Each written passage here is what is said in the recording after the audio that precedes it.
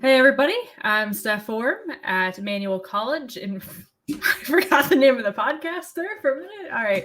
This is every time. I'm having a rough go of it today. I usually make it through the intro just fine. See, have you played today? I spent 2 hours earning rewards for Broken Fang. My cognition is activated. I was doing Desert Eagle kills in casual hostage situations. I slept like crap last night. That's why sleep's important. All right. Yep. We had that the last one. I know. All right. Hey, everybody. Welcome to the Esports Research Report. I'm Stephanie Orm from Emmanuel College in Boston in the United States. And I'm Brian McCauley here at the Media Management and Transformation Center in Jönköping, the city of DreamHack. And our guest today has come back. He is Ismael Pedraza-Ramirez, who is a PhD student, but also a professional esports performance coach. And today he's here to tell us about what he does for a living, I guess. Ismael, tell us more about what you do for work when you're not researching. Hi, Steph. Hi, Brian. Thank you again for the invitation. Yes, so I work as well as a practitioner. So I do basically sports psychology counseling with the League of Legends team Rogue. I mean, we are already kind of starting to work as well with the different teams of the organization. So I basically, my kind of official title in the esports scene is performance coach. So I manage many of the aspects of the outside of the game performance. So we're talking about nutrition, exercise, depth psychology, relationships. So different areas of performance that are not necessarily kind of inside, like are related to the in-game performance, but it has an influence, a huge influence into the in-game performance. So that's basically, or not that basically, but that's kind of more or less what I do as a performance coach. So everything from outside the game. All right. So Ismael, when you were last on the show, we talked about your definition of esports. And so if you can go into a little bit more about what constitutes esports performance, I know you kind of mentioned it's things outside of the game, but maybe what are some examples of that? Yeah, I think esports performance is like a bigger umbrella, definitely. So I come from a perspective of sports science and performance psychology. So we go more in the direction of different spheres of performance that I think like the classical ones are nutrition, sleep, exercise, and psychology. And then from there, so we're trying to understand at a higher degree how these different spheres of performance influence players' in-game performance. So in Rogue, we are establishing a performance framework, a performance model that we've been testing already with the League of Legends team, and this goes in the direction of trying to have a framework that could be used across different teams from the perspective of how we can understand better the personality of players, how this can influence players' interaction, coach player interaction, how we can help them, how we can help coaches to develop in the roles, because as well they have a very, very big role into the in-game performance of the players. So it's all around performance enhancement, but as well we have to realize that we are trying to put in a higher degree the well-being of the players. So that is here when we are talking about high performance environments, which this is one where I'm working. So we need to try to find the balance between optimizing performance and prioritizing well-being. So by having these spheres of performance, we get to try to find this balance, and we try to get the outcomes that an organization like this requires. Look, this is a podcast designed to break down esports research and also esports, right? And I don't have a clue about League of Legends. I know you have to defeat a dragon as an optional thing to get extra gold at some point after you beat up the little blue or red guys. I've tried. I've had to explain to me. I don't understand it. I've tried. But for anyone who doesn't know, what is Rogue Esports? Who are they? Where is it based? What do they do? What's their success? Tell us about Rogue. So Rogue is a North American organization or which they are on the umbrella of Rec Global. So we have teams in Call of Duty, Rainbow Six, and League of Legends. Oh, I forgot one. So basically, we are at the highest level of esports in terms of competitive level. Um, so yeah, basically But who do you work with? Just the League of Legends team, or is it so part? so I'm working. I've been working already a year and a half ago with the League of Legends team, which we compete in the LEC in Berlin. So of course, last year was a very difficult because of COVID, because we are based in Berlin. So all the players are in one place, and then we have to compete as well in a studio in Berlin. So yes, so we have like this high, like kind of we're a high tier team in the scene, which as well, I mean, I have to say, we last year was a very very good year for us, because we achieved going to the world championship in China, even though we had these issues with COVID, but we have this achievement. So yes, so we are competing against the best, and we're trying to become the best, basically. You In your mentioned job. COVID Oh, there. yeah. Sorry, but like Go you ahead, mentioned Brian. COVID there. What sort of impact has that had on players in 2020? Yeah, exactly. I mean, one of these spheres that I mentioned before. So it was, and I think it's very, very important for us from our framework to 2 points: develop a very well understanding of our philosophy and identity based on values, and that means how everyone is moving towards the same goal and being on the same page. And the second part is developing routines, and more routines, habits that help the players to be at the highest level in terms of outcomes and performance and development, and having a good well-being as a whole. And definitely COVID affected both of these big uh, aspects of our philosophy as Rogue and as organization. So we had to come up with strategies how to cope with this. So we do exercise, physical training. We do a specific outside of game activities that help players to have better relationship with each other. We have like a very specific structure. Like, for example, one of the impactful issues last year was we have to stop competing on a stage to compete from our own gaming room, basically. So we've been setting up our own approach to compete in front of fans, to compete in a very physical, high stress situation, like just being in front of people, cameras, interviews, and all these things. So we had to adapt to just go back to our comfort zone, which is our house, and try to pretend that it has the same influence of having cameras, fan, and everyone around you. So it was very impactful in that sense to try to continue giving the importance of what they're doing, what we're doing, but then at the same time in an environment where which is very comfortable, which usually when you're in your comfort zone, you are not pushed to try to reach those limits. I was thinking when you were talking about routine, exactly like you were just describing, about trying to create some semblance of getting the players kind of, not too comfortable, right? Because they were playing at home. And you see that in traditional sport, at least here in the US a lot. If someone is playing like a championship game and it's being hosted, at their campus or, on their home field, a lot of times the teams will still go and stay in a hotel or something, right? So that they don't wake up in their own bed and it feels like just another game, right? And so I think that's really interesting, because you're in a totally different psychological mindset, right? When you're not competing in that same, like you said, high intensity kind of environment that you would on like the LEC world stage, right? When it is playing from like your team house instead. Yeah, definitely. I think it was a very interesting year because of these challenges, basically.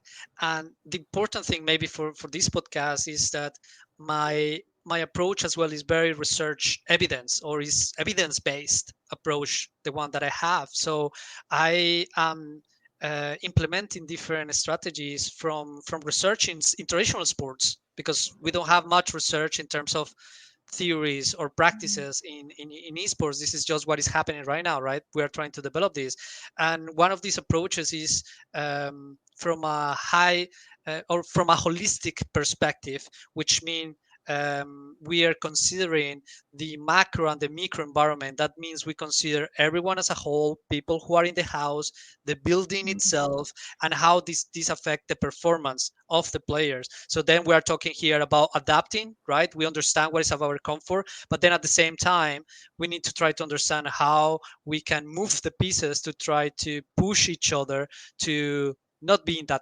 comfortable. And this goes into another theory or another approach in terms of a supportive challenge environment. And this, I mean, the previous research is from colleagues from Denmark in high performance environments. And this research that I mentioned here is from Henriksen. And this research here about supportive challenge environments will be more about resilience, how we build resilience in our players by giving them some autonomy, giving them support about what they are doing, right? But then at the same time, just finding that challenge situations. And this is where we go with our habits. So for example, esports players don't many esports players are not used to doing exercise or having a rigorous sleep schedules or doing, I don't know, activation before games or between games. Activation meaning like physical movement, like 2 3 minutes, 5 minutes. So this is a challenge, right, for them, or a challenge about trying to behave according to specific guidelines and values to try to build this culture. So I think this is very important for us at the moment, is trying to reach this gap between theory and practice and see it how it plays basically. That 2 or 3, 4 or 5 minute thing, is that get up between games and just move around, have a little dance or something? Is that something I should be doing between games at CSGO to improve my play? Is that something that could apply to me? Yes, definitely. You mean like doing some jumping jacks or some push-ups before games or between games, or Or at my age, just get up out of the chair will be a challenge enough. I was gonna say, You please did it. record. That Please would- record this. I'm 40 in a few months, so like just uh, but still your body is still behaving the same as any other one. So you need some oxygen in your brain as well. So maybe some but like performance-wise, I mean, are there many people in 40 performing highly in esports, or because I've seen a lot of the data, and it sort of goes, oh, this game is 22, they peak. This game is 26. Do we have anything apart from Hearthstone where you can kind of compete into your 40s, like at the top level? well, I mean, like for example, Counter-Strike, they have not very, but they have older players than, for example, in League of Legends. This is what you mean, right? In terms of age. Um, and I believe, like, yes, like in terms of cognitive performance, maybe not to the 40s, but you can still push in a little bit. I'm sorry. So the Brad. dream is dead. The dream. I'm Yeah. never going to be a professional CS:GO player. That's just like, this is just a bad day. Like I just learned. Now we're going through some realism. So yes, like I think like the issue right now is just how players and teams are practicing in terms of how many hours they put into trying to master skill and how they're actually practicing. So there is not deliberation, let's say, and basically bad habits, right? So that's why I think like we're trying to bring this performance into, or these different spheres of performance into place to prolong their well-being, prolong their careers, and not only prolong them but help them to reach high highs, right? And I think in terms of research, we have seen these studies about like the peaks for Counter-Strike players are, I think, 23 years old, and like there are two studies, I think 23 26 or something like that, and for League of Legends it's a little bit younger. But I mean, we know that in that cognitive abilities don't decrease at when you are 22 years old, right? So it is more about how they're practicing and what are their habits basically, or their routines that are affecting this fast decrease of their motor skills and cognitive, or just basically pure burnout. I think that burnout is such an interesting thing too, right? How much do you deal with player burnout in your job as a performance coach? Is that something that you have already run up against? Yes and no. I think this is an interesting concept, just because I know there are that is burnout, and you can tell symptoms of burnout mid end of a long season or a long year season. But the thing is that my approach is more like trying to anticipate this and trying to really decrease the stress. And this goes again into the idea of a challenge, a supportive challenge environment. So we're challenging them, but then at the same time we're giving them the tools to keep themselves in balance at the physiological level. So we do lots of these techniques that help to regulate your physiology, like for example meditation or a slow pace breathing, and we do assessments about this. Exercise is another technique to try to decrease these levels of stress. And so I think like we are implementing different strategies that are helping us to decrease burnout. But then you can tell when players are just like tired, that are just like done with everything. But usually, um, like the culture that we have bring in our team is more about trying to anticipate these issues and then at the same time just intervene when is necessary. Um, so I think like trying to have a psychological healthy environment is really important for this burnout. Try to help everyone to understand that, well, we're on the same page, we're on the same situation, and we deal with it together.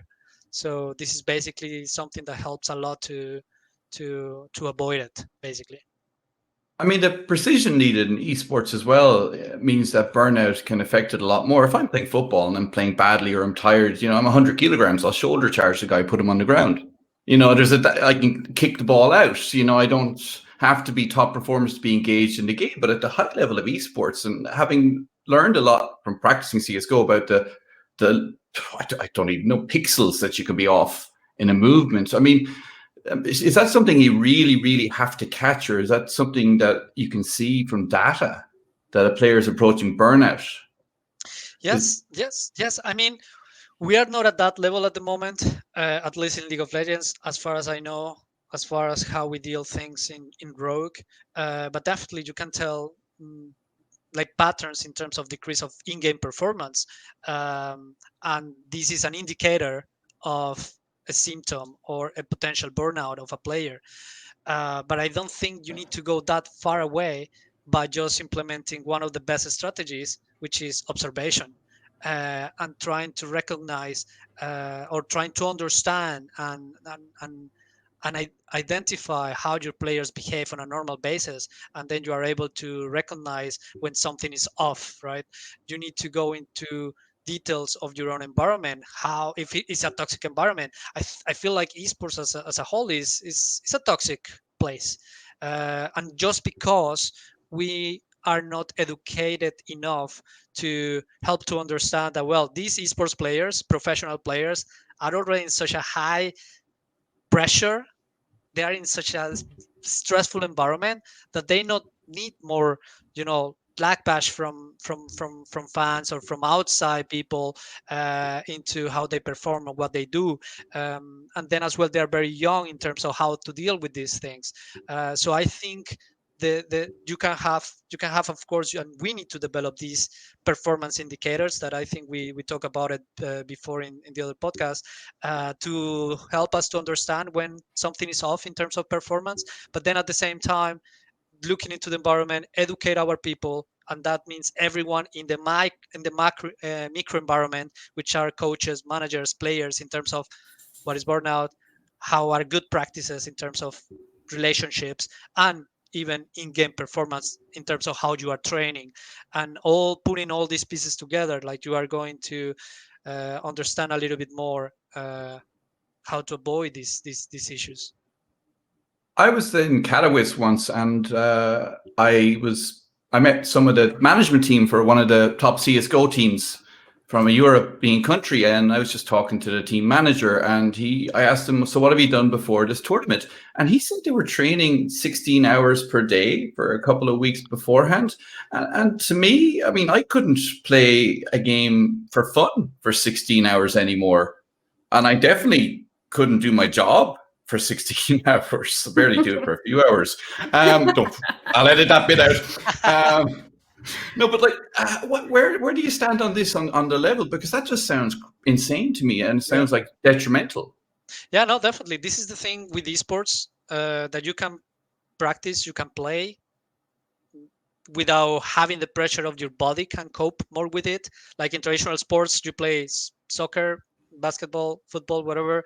You play it for maximum, I don't know, 3 hours. You're already there. 2 hours, your body is telling you, I'm so tired. Like, no more, don't give me more. But because esports is such a cognitive uh, type of performance or kind of industry, that allows you to basically just push some limits in terms of how much you can practice. But then, and this comes from, I think this comes from let's say from the beginning of esports. How do you used to get better at something, or in terms of expertise, how do you develop expertise? Just grinding, do 12, 15, 20 hours a day. And Korean teams, Asian teams are used to these, or were used to these before. And this is where we're coming to trying to understand, sometimes less is more, right? And you need to uh, implement good practices to try to optimize, basically optimize practices, to optimize performance. So definitely I disagree with this high number of hours put into play, because you can reach the same and maybe even better, probably better, than by focusing in some other areas and having deliberate practice, than just putting too much hours into trying to get expert at something like this. I'm trying to learn this lesson myself in my career as an academic all the time, right? Like sometimes taking days off is good, right? So Ismail, I know we wanted to ask about Mentalcraft, which is a service that you're involved in, which sounds really interesting. Tell us about that. Yeah, the Mentalcraft started 2017. It was the Click, I think. So we changed it a little bit. We give it a twist, and it was basically what put me where I am right now. It started just like an idea with colleagues from our university, my university in Finland, in Jyväskylä, as a way how we can reach, or how we can transfer the knowledge that we have from traditional sports in sports psychology, to esports. So we started it just as a blog, and then we decided, well, maybe there are some teams, players interested in counseling or in services, at the psychological level to optimize performance. And this is basically how everything started. So that was my starting point to esports. We developed this with some colleagues, and we published a website. And then 20 days after, we got contacted by an esports organization called Misfits Gaming. And that's when I started my career as a practitioner, in esports. So for now, we are just developing some content. We are restructuring, because definitely there is already, I think esports has grown so much in the last 2 years, and this year I feel like it's been a year that has just pushed so much from different levels, and even from the psychological level or from the performance level. So yes, so we have still some blog posts in there, in kind of sharing the experiences that we have in traditional sports as sports psychology. And then we have three colleagues of us, who as well deliver service. So as well, it serves as a platform for players and teams who are interested in our services, basically, which are performance coaching, basically. I could definitely do with some of that in CSGO. Okay, so final question is, we usually ask about future research, and we've already asked you that. So in this one, we're just going to ask you, what are some of your future predictions for esports? What do you see happening in the next year, 2, 10 years? The Matrix in 50? That's always a tricky question, right? With esports, since we still don't know where we're going. I think I was asking myself a year ago as well, like, okay, what is the future of esports? I don't really know. What I know is that it is developing in the right direction, at least in Europe, as far as I can tell, in terms of organizations are starting to understand the importance of well-being, mental health, and performance as a whole. So basically, I see organizations, and I'm not meaning like only professional organizations, but organizations as a whole, with a more integral approach in how they get into the field of competitive esports. So having amateur leagues, which we have as national leagues or academy leagues.